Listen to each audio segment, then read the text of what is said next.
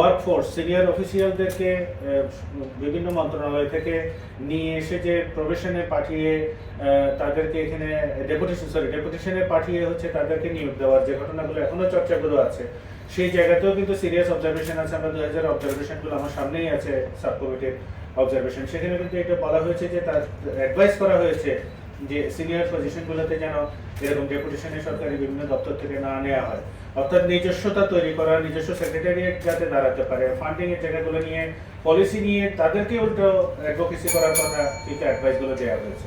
ফলে আমরা এই আলোচনাগুলো আপনাদের কাছ থেকে শুনতে চাই রিফর্মের। এর পাশাপাশি যেহেতু অনেকেই আছেন আমাদের বন্ধুরা যারা আমরা দীর্ঘদিন একসাথে হিউম্যান রাইটস নিয়ে কাজ করছি, একটু অন্য আলোচনাটাও উস্কে দিতে চাই। এই কথাগুলো বলেই আমি আসলে শেষ করব। সেটা হচ্ছে হিউম্যান রাইটসের যে বাংলাদেশের যে পরিস্থিতি, আমাদের কনস্টিটিউশনের তৃতীয় অধ্যায়ে যে মৌলিক অধিকারগুলো স্বীকৃতি দেওয়া আছে, সেটি কেবলমাত্র আমরা দেখছি কি আমাদের সুপ্রিম কোর্টে 102 অনুচ্ছেদের অধীনে গিয়ে আমরা রিপিটিশন করে সেগুলোকে বলবৎ করার চেষ্টা করি একটা। দ্বিতীয় টুল হিসেবে আমাদের এনএইচআরসি এর কাছে কিছু ক্ষমতা দেওয়া আছে, যেটা আসলে বেসিক্যালি নেমিং এন্ড শেমিং এর মধ্য দিয়ে গিয়ে একটা প্রেশার গ্রুপ হিসেবে কাজ করার ক্ষমতাগুলোর মধ্যে এখনো পর্যন্ত সীমাবদ্ধ। বা ইভেন ভারতীয় হিউম্যান রাইটস কমিশন যে পাওয়ার এক্সারসাইজ করেন তার সেটি ভাগও আমরা আসলে আমাদের ন্যাশনাল হিউম্যান রাইটস কমিশনকে এক্সারসাইজ করতে দেখিনি।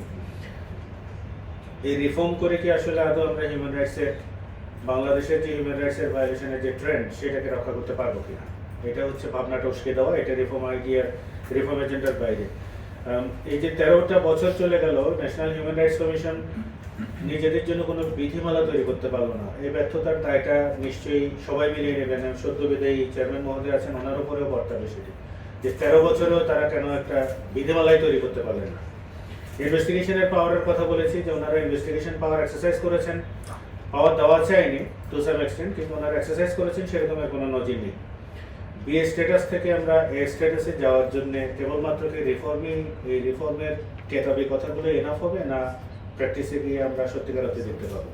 আমি এই আলোচনাগুলো আপনাদের সামনে উত্থাপন করে আমি সবাইকে ধন্যবাদ জানিয়ে আমার বক্তব্য শেষ করছি।